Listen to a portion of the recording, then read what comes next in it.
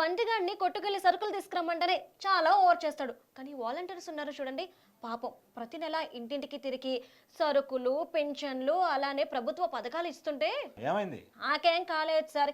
ఈ ప్రతిపక్షాలు వలె ఈ వాలంటీర్స్ ని తీవ్రవాదులతోనూ టెర్రరిస్టులతోనూ పోలుస్తున్నారు. ఎన్నికల టైం కదా, ఎక్కడ వైసీపీ వాళ్ళు వాలంటీర్ని రాజకీయానికి ఉపయోగించుకుంటారేమోనని వాళ్ళ భయం కావచ్చు. అన్నట్టు మర్చిపోయాను సార్, ఎలక్షన్ టైం నడుస్తుంది, అందులోనూ కోడ్ నడుస్తుంది కదా. అందుకే కదా వైసీపీ వాళ్ళు వాలంటీర్ ద్వారా ఎక్కడ రాజకీయ కార్యక్రమాలు చేస్తారేమోననేది టీడీపీ భయం.